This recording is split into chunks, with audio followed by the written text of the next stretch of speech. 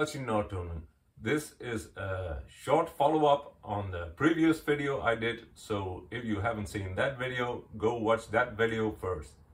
The reason for this follow-up is because I think I forgot some important tips and some things could be clarified a bit better. It is always important to do a test fit without an O-ring, because here with this imitation oil pump you can see that the bolt pattern doesn't line up and it's not possible to fit a bolt. The great benefit of assembling your engine and installing the drive gear of the oil pump later is that you can check the alignment of the oil pump. If the oil pump isn't properly aligned, it will turn very heavy, and you even can break a drive shaft in the oil pump like this one. The thing that can happen is that when you tighten the bolts of the oil pump, you can mess up the alignment, especially when you tighten this bolt first. When you did that and it's not possible to turn the pump, loosen it slightly and give it a little tap until it will turn. Still not very good.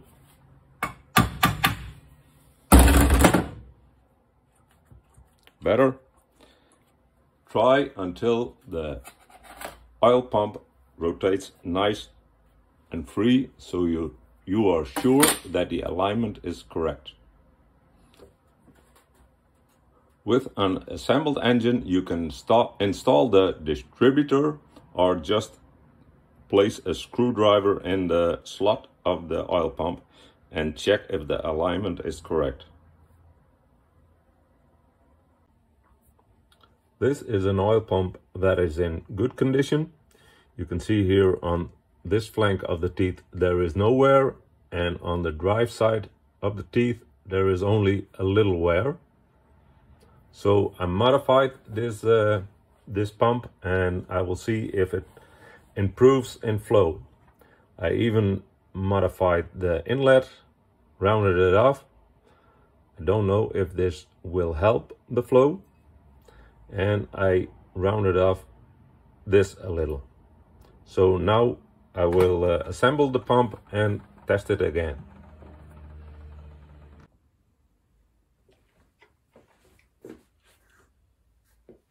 It is hard to assemble the pump and make it rotate freely without binding.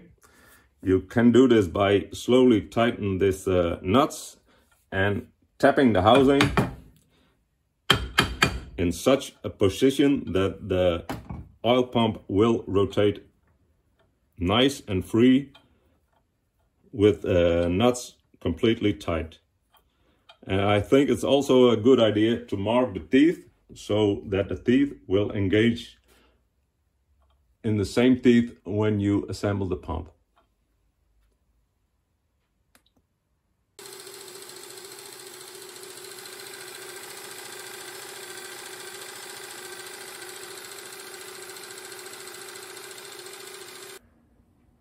Here are the results. I tested 4 pumps. Pump number 2 is the pump featured in the video.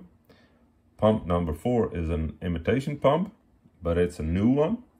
I tested at different RPMs, and I tested when the pressure valve was opened and it dumped 2 liters.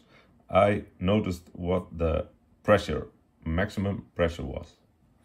So you can see here that the imitation pump is performing worse than the old stock pumps. And here you can see pump number 2. I tested it again after I did the modifications, and the numbers were exactly the same. So the modifications didn't help. And what also was very strange and frustrating, the pump was still pulling air despite the modifications made to it.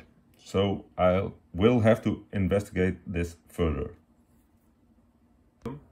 So my claim that air bubbles came from the pressure relief valve, that claim seemed to be on shaky grounds. So I had to do some more testing. So why was the pressure relief valve my prime suspect? Well, as you can see here, whenever you take a pressure relief valve apart, there is some wear on the sides of the valve, and it fits quite loosely in this bore. So here is the suction side from the pump, and as you can see, if this isn't an airtight seal, it's possible for air to get in, get to the suction side of the pump and enter the pump. But now I found that I made some modification, shut off this channel, and I still was getting in air. So I have to investigate what was the problem. So first I looked at the pump, if there were any more possibilities for the pump to draw in air. And I saw when I modified the pump here, I cut some thread, and this side was very thin, and it had to seal off the air because there was still air in this channel, and it could get from this channel into the pump if this seal wasn't perfect.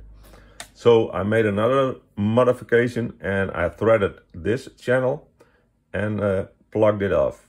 So I was sure there wasn't any air in this area, so the seal here couldn't be the problem.